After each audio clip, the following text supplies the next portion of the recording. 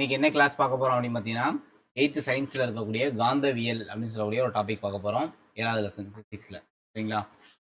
இதுல வந்து பார்த்தோம் அப்படின்னா, ஃபுல்லாவே என்ன பார்ப்போம் அப்படின்னா, காந்தத்த பத்தி தான் பார்ப்போம். சரிங்களா? வாங்க கிளாஸ் ஸ்டார்ட் பண்ணுவோம். இப்ப நமக்கு தெரிஞ்சது தான் இரும்பு. இரும்பு வந்து காந்தத்தை கவரக்கூடிய பொருள் நமக்கு தெரியும். இது இல்லாம கோபால்ட், நிக்கல் இந்த போன்ற உலோகங்களை கவரும் பண்பினை பெற்ற ஒரு கல்லா இருக்கலாம், இல்ல அப்படின்னா ஒரு மெட்டலா இருக்கலாம், இல்ல அப்படின்னா ஒரு எந்த எந்த பொருளா வேணா இருக்கலாம். அந்த பொருள என்ன சொல்லுவாங்க அப்படின்னா, காந்தம்னு சொல்லலாம். இரும்பு, கோபால்ட், நிக்கல் இதெல்லாம் கவரக்கூடிய பண்பை காந்தம் அப்படின்னு சொல்லலாம். காந்தத்தோட அந்த கவரும் பண்பு என்ன சொல்லுவாங்க அப்படின்னா, காந்த பண்பு அப்படின்னு சொல்லுவாங்க. ரைட்டா?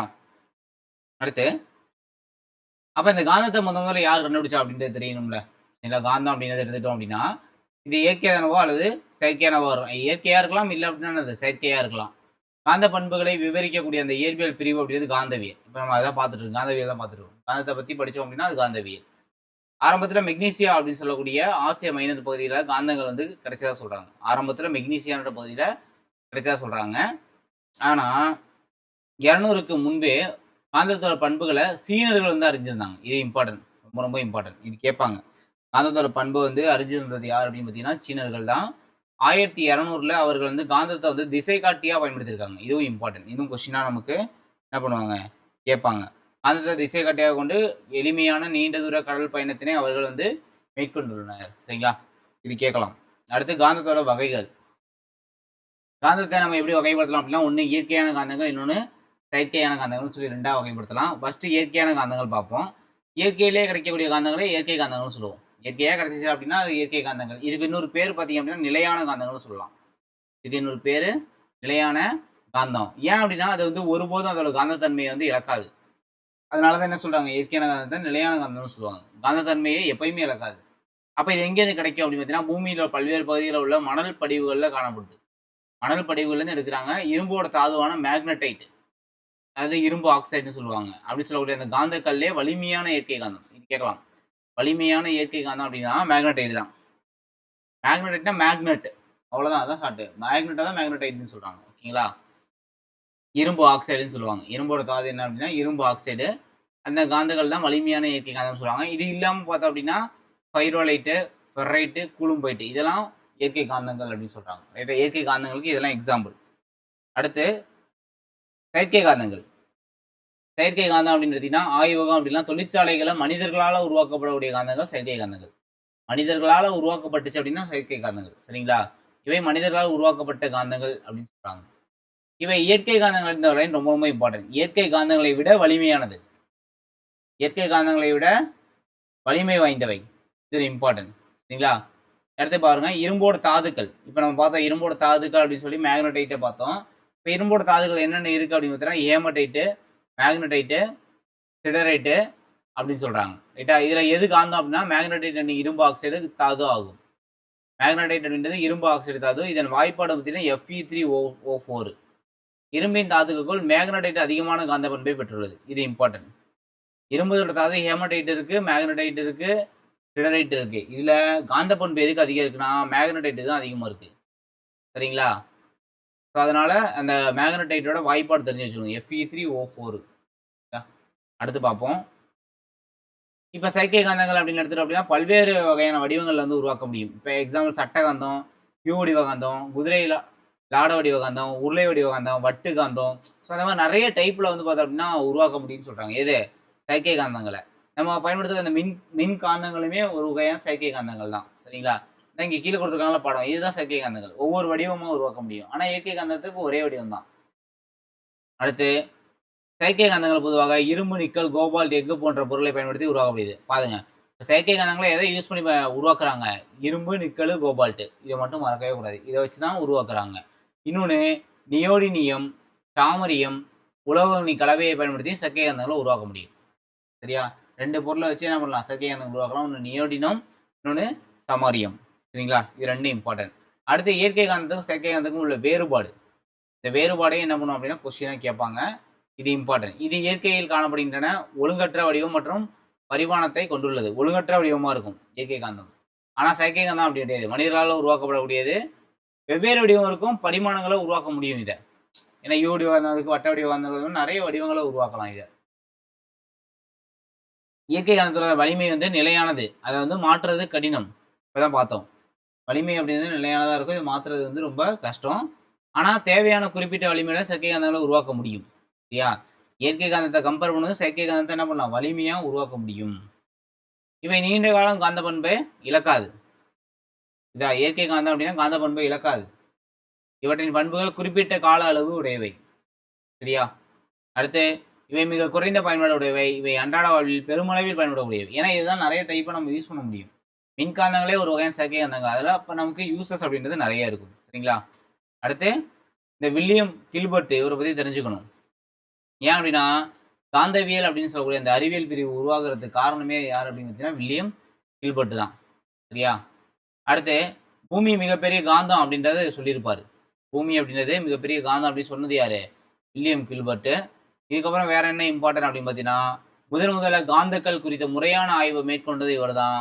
தன்னோட கண்டுபிடிப்பை தி மேக்னடைட் அப்படின்ற நூலில் வெளியிட்டிருக்காரு. சரியா? தி மேக்னடைட் அப்படின்ற நூலில் வெளியிட்டது யார் அப்படின்னா வில்லியம் கில்பர்ட். அடுத்து காந்தத்தோட பண்புகள். காந்தத்தோட பண்புகள் அப்படின்னா ஒன்று கவரும் பண்பு, இன்னொன்று விளக்கும் பண்பு, இன்னொன்று திசை காட்டும் பண்பு.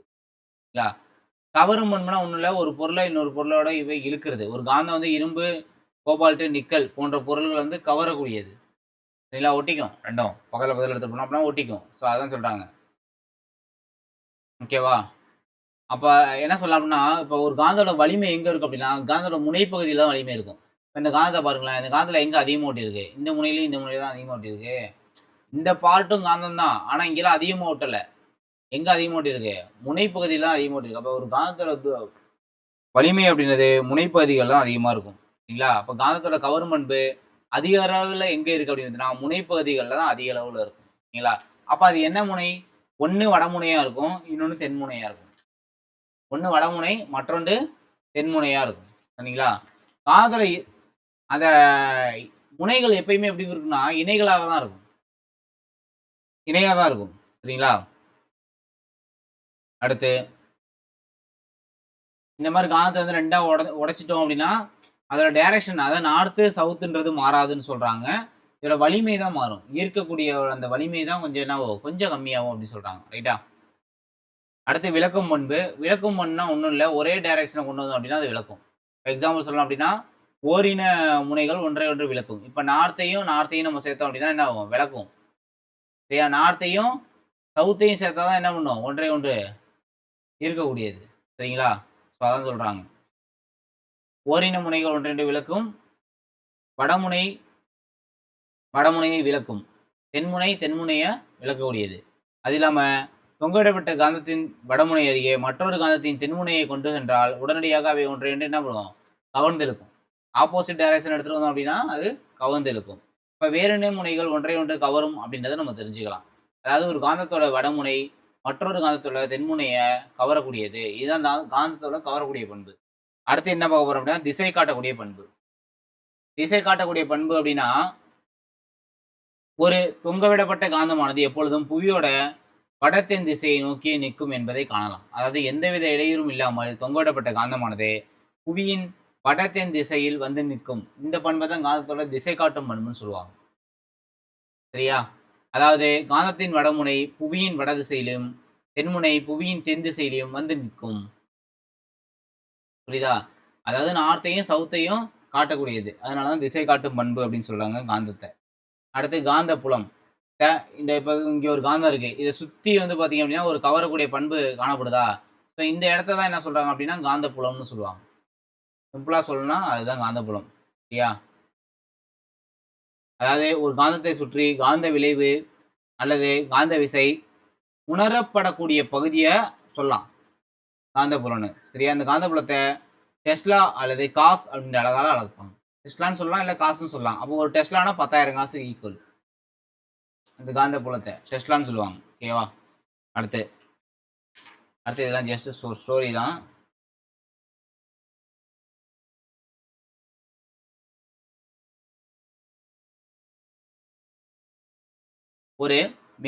ஒரு காந்த திசை காட்டியில் மிகச்சிறிய காந்தம் ஒன்று எளிதாக சுழலும் வகையில் திசை காட்டியின் மையத்தில் கிடைமட்ட தளத்தில் குறிமுள் வடிவத்தில் உள்ளது. இது காந்த ஊசி என்றும் அழைக்கப்படுகிறது. அதாவது சென்டர் ஆஃப் த பாயிண்ட்ல ஒரு காந்த ஊசி இருக்கும்பா, இதுதான் டைரக்ஷனை காட்டக்கூடியது. சரிங்களா? இங்கேயும் காந்தம் தான் யூஸ் பண்ணுவாங்க.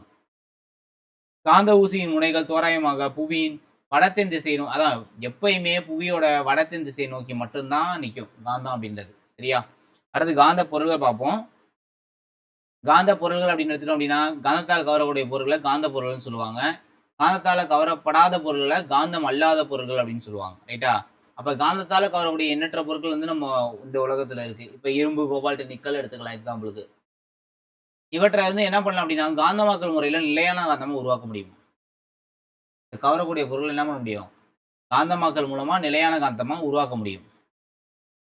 காந்த பொருள்களை எப்படி பிரிக்கலாம் அப்படின்னா வன்காந்த பொருள், மென்காந்த பொருள்னு 2ஆ பிரிக்கலாம். இப்ப வந்து மென்காந்த பொருள் வந்து எளிதா காந்தமா மாத்திடலாம். ஆனா வன்காந்த பொருளை காந்தமாக்க முடியும். ஆனா அதை காந்தமாக்க வலிமையான காந்த பொருள் தேவைப்படுது. உள்ள காந்தத்தால கவரக்கூடிய பொருளை 2ஆ பிரிக்கிறாங்க. ஒன்று வன்காந்தம், மென்காந்தம். வன்காந்தத்தை ஈஸியா மாத்திடலாம். சாரி, மென்காந்தத்தை ஈஸியா மாத்திடலாம். ஆனா வன்காந்தத்தையும் மாத்த முடியும். ஆனா அதுக்கு அதிகமான காந்தப்புலம் தேவை. அவ்வளவுதான். சரியா? அடுத்து வந்து பார்த்தோம் அப்படின்னா இந்த காந்தப்புலத்துல வச்சுதானே காந்தமா மாத்துவாங்க. அதுக்கு 3 டைப் இருக்கு. டயா காந்த பொருள், பாரா காந்த பொருள், ஃபெர்ரா காந்த பொருள் 3ஆ பிரிச்சிருக்காங்க. ஃபர்ஸ்ட் டயா பார்ப்போம். டயா காந்த பொருளை பொறுத்தளவு எக்ஸாம்பிள் மட்டும் பாருங்க. பிஸ்முத்து, தாமிரம், பாதரசம், தங்கம், நீர், ஹைட்ரஜனு, காற்று, ஆல்கஹால் இது எல்லாமே டயா காந்த பொருளுக்கு எக்ஸாம்பிள். சரிங்களா?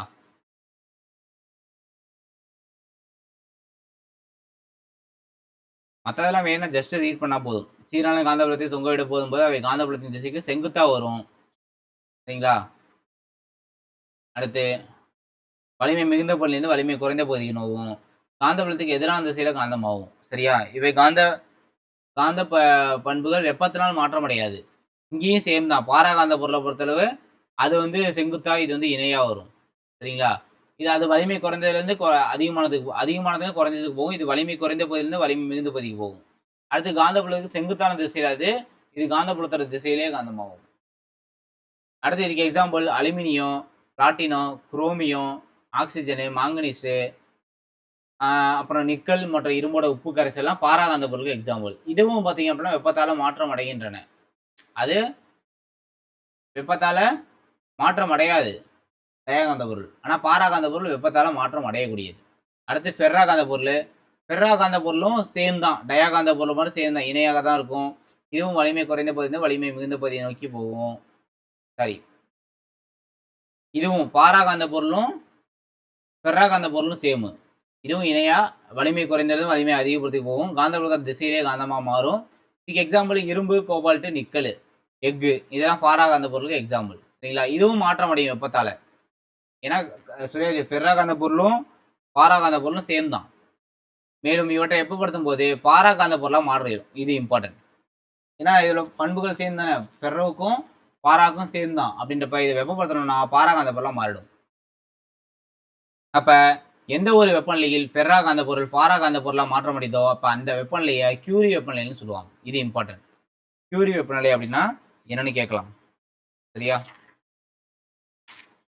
அடுத்து செயற்கை காந்தங்கள். காந்தத்தன்மை கொண்ட பொருட்களை கொண்டு செயற்கை காந்தங்கள் உருவாக்கப்படுகிறது. இது முன்னாடியே பார்த்தாச்சு. பொதுவாக இரும்பு, எஃகு, உலோக கலவைகளை மின்முறையில் காந்தமாக்குவதன் மூலம் இவை தயாரிக்கப்படுகின்றன. மேலும் மேக்னடைட் அல்லது செயற்கை காந்தங்களை காந்த பொருளின் மீது நகர்த்தது மூலமா என்ன பண்ணலாம்? காந்தமா உருவாக்கலாம். காந்த பண்புகளை தக்க வைத்துக் கொள்ளும் விதத்தின் அடிப்படையில செயற்கை காந்தத்தை 2ஆ பிரிப்பாங்க. ஒன்று நிலையான காந்தம், இன்னொன்று தற்காலிக காந்தம். சரியா? முதல்ல என்ன பார்ப்போம் அப்படின்னா தற்காலிக காந்தம்னா என்னன்னு பார்ப்போம். தற்காலிக காந்தம் அப்படின்றது புறகாந்த புலத்தோட உதவியோடு தயாரிக்கப்படுகின்றன. புறகாந்த புலம் நீக்கிட்டோம் அப்படின்னா இதுவும் காந்த பண்பை இழந்துரும். சரியா? இது எதுல இருந்து உருவாக்கணும்னா தேனிரும்புல இருந்து உருவாக்குவாங்க. சரியா?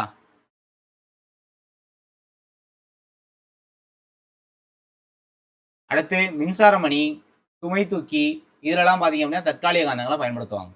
இது மட்டும் தெரிஞ்சுங்க. தேனிரும்புல இருந்து உருவாக்குவாங்க. அடுத்து புறகாந்த புலத்தில் ஒரு பொருளினை வைத்து அதனை நிலையான அல்லது தற்காலிக காந்தமாக உருவாக்கக்கூடிய முறையை காந்தமாக்கல்னு சொல்லுவாங்க. இது செயற்கை காந்தங்களை உருவாக்கக்கூடிய முறைகள்ல ஒண்ணு. காந்தமாக்கல் அப்படின்னா என்னன்னு தெரிஞ்சு பாக்ஸ்ல இருக்கு கேட்பாங்க. அடுத்து நிலையான காந்தங்கள். புறகாந்த புலம் இல்லாத போதும் வந்து பார்த்தோம்னா காந்த பண்புகளை தக்க வைத்துக் கொள்ளக்கூடிய செயற்கை காந்தங்களை நிலையான காந்தங்கள்னு சொல்லுவாங்க. சரியா? நிலையான காந்தங்கள்லாம் இதுதான். அடுத்து அல்னிகோ அப்படின்றது ஒரு நிலையான காந்தம். அல்னிகோல என்ன இருக்கும்? அலுமினியம், நிக்கல், கோபால்ட் இது 3 இருந்துச்சு அப்படின்னா அல்னிகோன்னு சொல்லுவாங்க. சரியா? அல்னிகோ ஒரு வகையான என்னது? தற்காலிக காந்தங்கள். அடுத்து குளிர்பதனி, ஒளிப்பெருக்கி, காந்த ஊசி இதிலெல்லாம் பார்த்தீங்க அப்படின்னா இந்த நிலையான காந்தங்களை பயன்படுத்துவாங்க. அடுத்து நியோடிமியம் காந்தங்களை பூமியில் காணப்படும் வலிமையான திறன் மிகுந்த காந்தம். நியோடிமியம் இதை நோட் பண்ணிக்கணும். நியோடிமியம் தான் இருக்கிறதுல அந்த வலிமையான காந்தம் பூமியில காணப்படக்கூடிய.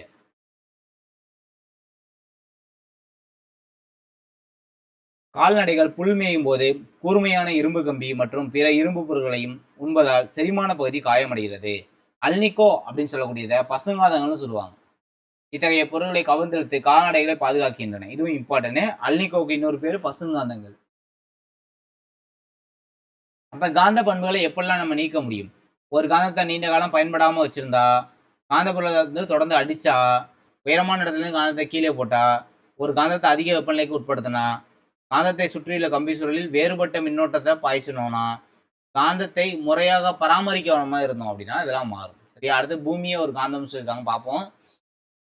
புவியானது மிகப்பெரிய இருமுனையினை உடைய காந்தமாக இருக்கு. அதாவது புவி காந்த முனைகளோட நிலைகளை தெளிவாக வரையறுக்க முடியல. புவியோட உட்பகுதியில் உள்ள கற்பனையான காந்தத்தின் தென்முனையானது புவியின் வடமுனைக்கு அருகிலும், அதாவது பூமியோட உட்பகுதியில் உள்ள கற்பனையான காந்தம் அப்படின்னா இப்போ பூமி இருக்குன்னு வச்சுக்கோம். பூமி இருக்கு, இதுல வந்து நம்ம ஒரு காந்தத்தை வைக்கிறோம் அப்படின்னா பூமியை பொறுத்து இது நார்த்து, இது சவுத்து. ஆனா காந்தத்தோட சவுத்து இங்க இருக்கும். புரியுதா? காந்தத்தோட சவுத்து அதான் இங்க சொல்றாங்க. காந்தத்தின் தென்முனையானது சவுத்து, காந்தத்தோட தென்முனையானது புவியின் வடமுனைக்கு அருகில், புவியோட நார்த்தில் இருக்கும், வடமுனைக்கு அருகிலும், அடுத்து வடமுனையானது புவியின் தென்முனைக்கு அருகிலும் காணப்படும். காந்தத்தோட நார்த் அப்படின்றது புவியோட தென்முனைக்கு பக்கத்தில் காணப்படும். ரைட்டா? இந்த காந்த துருவங்களை இணைக்கும் நேர்கோடானது காந்த அச்சு. இதான் இந்த ரெண்டு காந்தத்தை இணைக்கக்கூடிய நேர்கோடல் காந்த அச்சுன்னு சொல்றாங்க. ரைட்டா? இதெல்லாம் காந்த அச்சு. அடுத்து இந்த இதை நோட் பண்ணிக்கணும். பால்வெளி விண்மீன் திரளில் அமைந்துள்ள மேக்னெட்டார் என்று அழைக்கப்படும் காந்த நியூட்ரான் விண்மீனே நடைமுறையில் காணப்படும் அதிக திறன் மிகுந்த காந்தம். இது கேட்பாங்க. அதிக திறன் மிகுந்த காந்தம் இதுதான். அதாவது இது திறன் பார்த்தீங்கன்னா மிக அதிக காந்தப்புலம் ஊறு விளைவிக்கக்கூடியது. இது நிலையிலிருந்து ஒரு உயிர் 1000 கிலோமீட்டர் தூரத்தில் இருந்தால் கூட அந்த உயிரினத்தோட ரத்த ஓட்டத்தில் உள்ள அனைத்து இரும்பு அணுக்களையும் உறிஞ்சும் திறன் கொண்டது இந்த மேக்னெட்டார் அப்படின்றது. அதனால தெரிஞ்சுக்கணும். அதாவது காந்த அச்சுன்னு சொல்லுவாங்கப்பா. இந்த இணைக்கக்கூடிய நேர்கோள காந்த அச்சுன்னு சொல்லுவாங்க. காந்தத்தின் அச்சானது புவியின் வடமுனையை சந்திக்கும் புள்ளியானது வட புவிகாந்த முனை, இந்த இடம் சந்திக்கக்கூடிய பகுதி வட புவிகாந்த முனை அல்லது காந்த வடமுனை என்று அழைக்கக்கூடியது. காந்தத்தின் அச்சானது புவியின் தென்முனையினை சந்திக்கும் புள்ளியானது இந்த புள்ளி. சரிங்களா? தென் புவிகாந்த முனை அல்லது காந்த தென்முனை என அழைக்கப்படுகிறது. இந்த புவியோட அச்சுக்கும் காந்தத்தோட அச்சுக்கும் 10லேருந்து 15 டிகிரி மட்டும் சாய்வு இருக்கும். இந்த டிஸ்டன்ஸ் 10லேருந்து 15 டிகிரி மட்டும் சாய்ஞ்சு இருக்கும்னு சொல்றாங்க. சரிங்களா? அடுத்து பார்ப்போம்.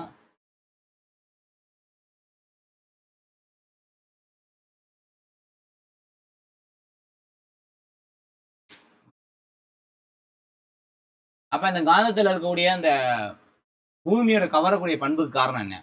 பூமியின் உள்ளக பகுதியில் உருகிய நிலையில் உள்ள உலோகப் பொருட்களின் காரணமாகவே புவி காந்தப்புலம் ஏற்படுவதாக நம்பப்படுகிறது. பூமியில காந்தப்புலம் ஏற்படுறதுக்கான காரணம் ஏன்னா நம்மளுமே புவியீர்ப்பு விசையினாலதான் வந்து பார்த்தோம்னா நிக்கிறோம் தரையிலேயே. அப்ப அது காரணம் என்ன அப்படின்னா உருகிய நிலையில் இருக்கக்கூடிய அந்த உலோகப் பொருட்கள் இங்க உள்ளதுதான். சரிங்களா? அடுத்து புறாக்கள் அசாதாரணமான நீண்ட தூரம் பயணித்து திரும்பும் திறன் கொண்டது. இதுவரை சென்றிராத பகுதிகள் சென்று விட்டாலும் கூட அவை தங்களது இருப்பிடத்துக்கே வரக்கூடியவை. புவியின் காந்த புலத்தினை அறிந்திடும் மேக்னடைட் என்னும் காந்த பொருள் அவற்றின் அலகுகளில் இருப்பதால் புவியின் காந்த புலத்தை அறியும் ஆற்றலை உணர்வை பெற்றுள்ளன. அத்தகைய காந்த உணர்வுக்கு காந்த ஏற்கும் பண்பு அப்படின்னு பேர். புறாவோட அந்த அதோட மூக்குல இருக்கும்னு சொல்றாங்க. சரிங்களா? அதை மேக்னடைட் அப்படின்ற காந்த பொருள் இருக்கும், அதனால வந்து போன இடத்துக்கு திரும்ப வந்துடும் அப்படின்னு சொல்றாங்க. அடுத்து புவியோட காந்தப்புலம். பூமியோட காந்தப்புலம் நம்ம இப்பதான் பார்த்தோம். சரிங்களா? ஒரு காந்தத்தை நம்ம தொங்க விட்டோம் அப்படின்னா வடதென் திசையில தான் தோராயமா வந்து நிற்கும். அப்போ பூமியோட வடதென் திசையில நிற்கும் போது பூமியில இருக்கக்கூடிய காந்தத்தோட சவுத்தை வந்து இருக்குது அப்படின்னு சொல்லி கொடுத்துருப்பாங்க இங்க. இப்போ பாருங்களேன், பூமியானது மிகப்பெரிய காந்த இருமுனையாக செயல்படுகிறது என்பதையும் அதன் காந்த முனைகள் புவியின் துருவங்களுக்கு அருகில் உள்ளது என்பதையும் நம்ம பார்த்தோம். இப்பதான் ஒரு காந்த ஊசியின் வடமுனை தோராயமாக புவியின் வடமுனையை நோக்கி நிற்கிறது. எனவே காந்த ஊசியின் வடமுனை புவியின் தென்முனையால் கவரப்படும். இது புவியில் வடமுனைக்கு அருகில் அமைந்திருக்கும். அதாவது பூமியில ஒரு காந்தம் இருக்கு. இந்த காந்தம் நம்ம பூமி மேல ஒரு காந்தம் வச்சோம்னா இந்த காந்தமும் ஒட்டிக்கும். அப்போ இந்த காந்தத்தில் நார்த்து வந்துச்சு அப்படின்னா நம்ம நீட்டக்கூடிய நம்ம வச்சிருக்கக்கூடிய காந்தத்தில் நார்த்து இருந்துச்சுன்னா பூமியில் இருக்கக்கூடிய காந்தத்தில் சவுத் இருக்குன்னு சொல்கிறாங்க. இது ரெண்டும் ஜாயிண்ட் ஆகிக்கும். இது வந்து பூமியில் நார்த்து சைடு இருக்குன்னு சொல்கிறாங்க. சரியா? அப்போ நம்ம வச்சிருக்கக்கூடிய காந்தத்தில் சவுத்து இங்கே இருந்துச்சுன்னா பூமியில் இருக்கக்கூடிய காந்தத்தில் நார்த்தும் இது ரெண்டும் ஒட்டிக்கும். ஒட்டிக்கிறப்ப இது பூமியோட கீழ்ப்பகுதியில் இருக்கு, தென்முனையில் இருக்குன்னு அப்படின்னு சொல்றோம். அவ்வளோதான், முடிஞ்சு போச்சு. சரியா? அடுத்து குளிர்பதனிகளில் பயன்படுத்தக்கூடிய காந்தத்தை விட புவி காந்தமானது 20 மடங்கு அதிக திறன் கொண்டது. இதுவும் இம்பார்ட்டன்ட், கேட்பாங்க. சரியா? இது கூட நோட் பண்ணிங்க. காந்தப்புல வலிமையின் நென்மதிப்பானது புவிப்பரப்பின் மீது 25 65 மைக்ரோ டெஸ்லா வரை இருக்கும்னு சொல்றோம். 25 to 65 டெஸ்லா வரை இருக்கும். அப்புறம் காந்தத்தோட பயன்கள். முற்காலத்தில் கடலில் பயணம் செய்வோரால் திசையினை காட்டுவதற்காக திசை காட்டும் கல்லாக யார் பயன்படுத்தினாங்க? சீனர்கள் பயன்படுத்தினாங்க. இல்லைங்களா? சீனர் வந்து திசை காட்டும் கல்லாக பயன்படுத்தினாங்க. தற்காலத்தில் டைனமோக்கள் மூலம் மின்சாரம் தயாரிப்பதற்கு காந்தங்கள் பயன்படுகிறது. டைனமோ மூலமாக மின்சாரம் தயாரிக்க காந்தம் பயன்படுது. மின்காந்தங்கள் பல்வேறு வகைகளில் நம்மளது அன்றாட வாழ்வில் பயன்படுகின்றன. மின்காந்தம் பயன்படுது, மின்சார மணிகளிலும் மின் மோட்டார்லையும் மின்காந்தம் பயன்படுது. அப்புறம் ஒளிபெருக்கி நுண்பேசிகளில் பயன்படுது. அதிகம் அந்த மெக்லீவ் தொடர்வண்டி மிகவும் திறன்மிக்க மின்காந்தங்களை பயன்படுத்தி தண்டவாளங்களுக்கு மேலே உயர்த்தி இயக்கப்படுகிறது. அந்த மெக்லீவ் இம்பார்ட்டன்ட். இதுவுமே வந்து பார்த்தீங்கன்னா மின்காந்தம் தான், மெக்லீவ் அப்படின்னு சொல்லுவாங்க. தொடர்வண்டி, அதாவது காந்த விளக்க தொடர்வண்டி. சக்கரமே கிடையாது, கணினி மூலம் கட்டுப்படுத்தக்கூடிய மின்காந்தங்கள் மூலம் வலிமையான காந்த விசையானது கொடுக்கப்படுவதால் தண்டவாளங்களுக்கு மேலே இது வந்து மிதந்து போகிற மாதிரி இருக்கும். உலகிலேயே மிகவும் வேகமான தொடர்வண்டி. இது கிட்டத்தட்ட 1 ஹவருக்கு 500 கிலோமீட்டர் போயிடும். 1 ஹவருக்கு என்ன பண்ண முடியும்? 500 கிலோமீட்டர் போயிடுமா. அந்த ஒரு ஃபாஸ்ட்டாக போகக்கூடிய தான் மெக்லீவ் தொடர்வண்டி. அடுத்து கடன் அட்டை இல்லை பற்று அட்டைகளின் பின்புறத்தில் ஒரு காந்த வரிப்பட்டை உள்ளது. இது பெரும்பாலும் மார்க்ஸ்ட்ரைட்னு சொல்லுவாங்க. நம்ம கிரெடிட் கார்டு, டெபிட் கார்டுலாம் என்ன இருக்கும்? மார்க்ஸ்ட்ரைட் இருக்கும். மார்க்ஸ்ட்ரைட் என்பது இரும்பிலிருந்து பெறப்பட்ட காந்த துகள்களாலான மெல்லிய நெகிழி படலம் ஆகும். ஒவ்வொரு துகளும் ஒரு அங்குல நீளத்தில் 20 மில்லியனில் ஒரு பங்கு கொண்ட சிறிய சட்டகாந்தம் தான் பயன்படுத்துகிறாங்க. இதில் கிரெடிட் கார்டு, டெபிட் கார்டு இதெல்லாம் பயன்படுத்துவாங்க. அடுத்து பார்ப்போம். அப்புறம் வந்து எம்ஐசிஆர், இது இம்பார்ட்டன்ட். வங்கி காசோலை மீது அச்சடிக்கப்பட்ட எம்ஐசிஆர் எண்களை அறிந்து கொள்வதற்கு கணினிகளில் பொருத்தப்பட்டுள்ள காந்தங்கள் பயன்படுகின்றன.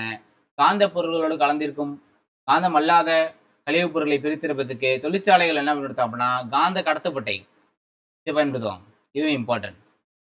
அடுத்து ஸ்க்ரூ டிரைவர், திருகு ஆணிகளோட முனைகளில் சிறிய அளவிலான காந்த பொருத்தப்படி இருக்கும். இது திருகுனை பிடிக்க உதவி பண்ணுது. அப்புறம் வந்து எம்ஆர்ஐ ரொம்ப ரொம்ப இம்பார்ட்டன்ட்ப்பா. எம்ஆர்ஐ எடுக்கிறதுக்கு இது பயன்படுத்துவாங்க. மருத்துவமனைகளில் எம்ஆர்ஐக்கு தமிழில் காந்த ஒத்ததிர்வு நிழலுறு படம், அதாவது மேக்னட்டிக் ரிசோனன்ஸ் இமேஜிங் மூலம் குறிப்பிட்ட உள்ளுறுப்பினை ஸ்கேன் செய்கின்றனர். அதில் வலிமையான மின்காந்தங்கள் பயன்படுகின்றன. இதுதான் எம்ஆர்ஐ எடுக்கிறது. சரிங்களா? இதுவுமே நமக்கு இம்பார்ட்டன்ட் தான். அடுத்த நினைவில் கொள்கைலாம் நம்ம இங்கே உள்ள என்ன பார்த்தோமோ அது அப்படியே இருக்கும். இங்கே நினைவுகளில் உள்ள பார்த்தது மட்டும் தான் இருக்கும், வேற எதுவுமே இருக்காது. ஏன் நம்ம உள்ள பார்த்ததே இங்கே கொடுத்துருப்பாங்க. அப்படியே ஜஸ்ட் இதை ரீட் பண்ணிங்க போதும்.